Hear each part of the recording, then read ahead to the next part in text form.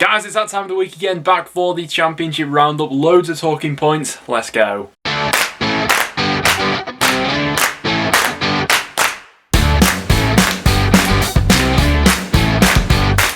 So welcome back to another video on the channel. Obviously, we are now heading into an international break, but plenty of talking points to still go over in today's video. If you checked out yesterday's video, I gave my thoughts there on Alex Neil losing his job at Preston North End, but as well as that, we've got a few other things to go over. As always, if you do go on to enjoy, make sure to leave a like and stay tuned on the channel for some regular Championship content. Got a few interesting videos coming out over the international break. As well as that, check out the Patreon link that is down below. Massive thank you to everyone that has subscribed to that so far. We've got a couple of more big things planned for the Patreon as well, so do get involved. And for the updated prediction leagues heading into this next international break, keep your eyes out on the community tab. We'll have all those leagues posted up on there later. Big shout out to everyone that did get a correct score prediction this weekend. But without any further ado, let's talk about some of this action. And starting out with Saturday's league kickoff, that had Brentford against Forest ending as a 1-1 draw. Now Brentford dropping even more points here from winning positions, and ultimately that's probably going to be something that costs them automatic promotion come the end of the season. Obviously, with Watford's result, that's given them a bit more breathing space between themselves and Brentford, and by all accounts it was a decent start from the home side. The penalty was a little bit soft for me, but as soon as you are sort of grabbing someone and starting to pull them down a little bit, you always leave the referee with that sort of decision to make. And Gaten Bong had a bit of a howler in the first half of that, but credit to Gaten Bong in the second half for Forest, because he actually came up with some pretty big moments for them. Now you felt like if Brentford got that second goal, this was probably game done, but the longer it remained at 1-0 Brentford, you always felt like Forest just needed that one moment of quality to get back into the game. Brentford certainly had their chances to make it too. I mean, Dalsgaard missed a brilliant chance when the ball had just come off the crossbar, missed one at point blank range, and Bimu had a very good chance, but like we mentioned before, Gaten Bong actually puts in a fantastic block, and it was Bong who actually put the ball into the box for the equaliser in the end. It was initially defended, but Kravinovic stepped up with the equaliser to make it 1-1, and all things considered, a good point for Forest there. Defensively, they were quite good for that second half. You know, McKenna at the back is a player who I'm growing to like even more as the weeks go on at Forest, and all things considered, yeah, a decent point, but for Brentford,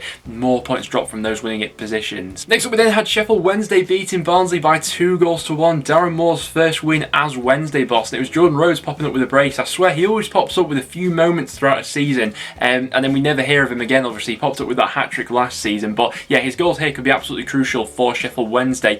Has this sort of resurgence from Wednesday come a little bit too late in the season though? I don't know. They're really going to have to attack the league as we head out of this next international break. But yeah, the first goal was really well taken. Barry Bannon with the delivery in, Jordan Rhodes with that bullet header. The second one, I think it was Styles who was caught out by Josh Windass. He gets in and squares it to Jordan Rhodes. And listen, for Barnsley, this incredible unbeaten run that they were on was always going to come to an end at some point. When they did actually get back into the game, Morris on the 78th minute, I thought, okay, I'm a little bit worried here for Sheffield Wednesday, the amount of times that they have thrown things away late on in matches, but fair play to them. They showed a bit of character, held on to all 3 points. Looking at the table at the moment, it's still a real big ask for Sheffield Wednesday to completely turn things around from here. They're currently 6 points adrift of Birmingham with a game in hand on them.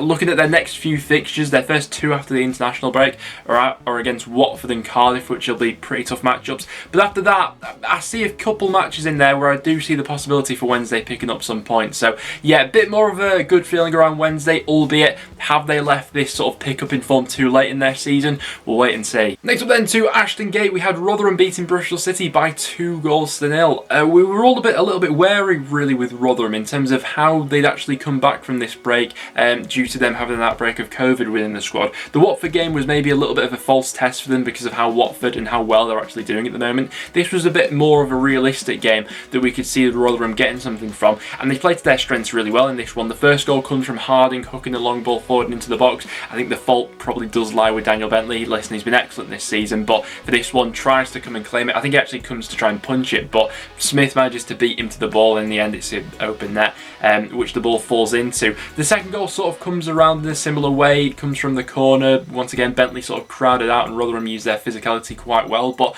some real stand-up performers from Rotherham in this one. Lewis Wing, I think, has been a really nice addition into that midfield so far. He's added a bit of quality and allows Barlaser to play a bit more of that sort of dictating role. In terms of Bristol City, they really need to do something to sort out their home form. It's been a bit of an issue for them all season, but of late especially, from their last 6 home matches, they've lost all 6 of them, having scored just 1 along the way. Something needs to change with the formula at Ashton Gate, doesn't it? Next up we then had Coventry Coventry against Wycombe ending as a goalless draw. In terms of the game itself, probably not the most entertaining one of the weekend. I think there were just 2 shots on target between each side. But some of the other things that we can talk about in terms of this game, we sort of came into this one saying that it's a bit of a must-win for Coventry here, especially with Rotherham winning this weekend. Puts them in a bit of a perilous position heading into this next international break. Now, Liam Kelly went off injured in the second half with an injury that actually looked quite serious, so he could be now out for a sustained period of time, and it sort of begs the question, do Coventry look to adapt their system a little bit going into the second half of the season? Because I'm in no doubt they need a little bit more attacking threat about them. At the moment it's very much Biamu and O'Hare who sort of works off him, and them two are quite isolated from the rest of the team at the moment. You know, it's a cohesive defensive unit at this point in time, but can they commit another body forward? I was looking at the average positions of each team for this game, and Coventry are actually really deep for this one. You know, Wycombe were committing more people forward in their attacks than Coventry were at times, so it's an area to perhaps look into for Coventry, but yeah, they really could have done with 3 points in that one. Next up we then head to the den. We have Millwall beating Middlesbrough by 1-0. First off, I thought that Millwall were actually looking really good for this one. They probably should have had more than the 1 goal they went on to score. Jed Wallace was looking quite lively moving forward. He was obviously involved in the goal, cutting the ball back, and Hull put it into the back of his own net in the end. But yeah, quite similar to that first half at Loftus Road last time away at QPR. Millwall were playing some nice stuff in that first half. Second half they looked to be a little bit more resolute and defensively sound. Middlesbrough came onto them a little bit more, played a little bit higher up the pitch, but to be honest, never really crafted out all too many clear-cut chances. It was just a lot of sort of like hit and hope crosses going into the box. And for Middlesbrough, there has just been this sort of air of inconsistency about them, which is ultimately probably going to be the reason why they are going to just fall short of the top 6. You know, this seems like a bit of an opportunity missed for Borough, to be honest with you, after how last time went against North End. But for Millwall, in the second half of this season especially, starting to play a lot more like the Millwall side that we're accustomed to seeing. Next up, heading to Carrow Road, Blackburn then picked up a point away at Norwich. I didn't see this one coming heading into this game, but I mean, a blip for Norwich at the moment is them dropping any sort of points. I think that most people go into this sort of game seeing it as a bit of a free hit, really. But yeah, fair play to Blackburn here, going toe-to-toe with Norwich. Norwich definitely had their chances moving forward in this one, maybe not as clinical as they perhaps could have been. You know, on another day, maybe Timu Pukki scores a couple of goals with the chances he gets. In the end, it's Kenny McLean in the second half with the opening goal. Lovely finish, by the way, cuts across the ball really cleanly for this strike, but ultimately they can't capitalise it, go on and get that second goal. Blackburn, who gave a good go of themselves, you know, moving forward in this one. It's Sam Gallagher with the equaliser, lovely ball in from Harvey Elliott, and then on that far post he just managed to just sort of bully his way in there and head it into the back of the net to make it 1-1. Good point, all things considered, for Blackburn, but with this sort of showing, you know, away at Norwich, you still can't help but feel like this team's underachieved a bit this season. They could have been competing so much higher up in the Championship, but it's just been that air of inconsistency about Blackburn since the turn of the new year. For Norwich, I mean, it's points drop, but listen, they're still going to go on and win the league, aren't they? After that, we go to Deepdale and Luton beating North End by 1-0. Now, if you want to hear my thoughts on Alex Neil and his departure, check out yesterday's video where I went into that in a little bit more detail. But in terms of the game itself, I mean, once again, we were completely outclassed here by Luton. You can see by the match stats through the side of me,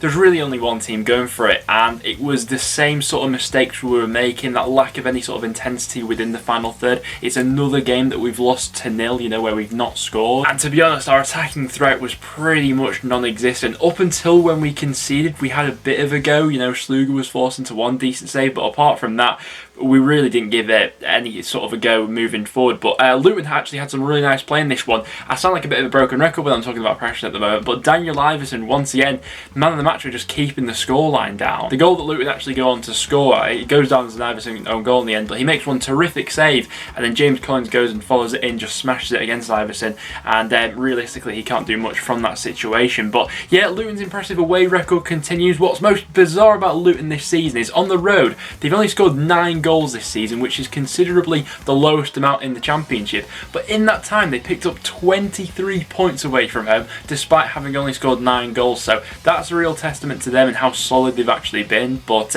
yeah, the same mistakes for Preston. This international break was needed for us, I think. Next up, we then had Reading drawing 1-1 with QPR. We mentioned in the preview to this one that each side has been pretty unpredictable, so I was quite happy to get this score prediction correct, finishing 1-1 in the end, but each side had their chances to go on and win this one. QPR take take the lead just before half-time. It's a lovely threaded through ball from Chair, weights the pass brilliantly into the path of Wallace, who pulls it back for Dyke to make it 1-0. Second half, Reading start to come on to QPR a little bit more. It's Yaku Mete with the equaliser. Stay Dieng maybe should be doing a little bit better from that one. Reading had the ball in the back of the net. It was Moore who scored, but it was ruled out for offside. Tough to tell if he actually was from the angles that I've seen of the replay. But that Reading had some golden opportunities to go on and win this one. None more so falling to Lucas João, who, as no Reading fans, has he just gone off the boil a little bit lately? He just scored the one goal now in his last 8 matches. The second half of the season, he's not quite been hitting those same heights as he was at the start of the season. And don't get me wrong,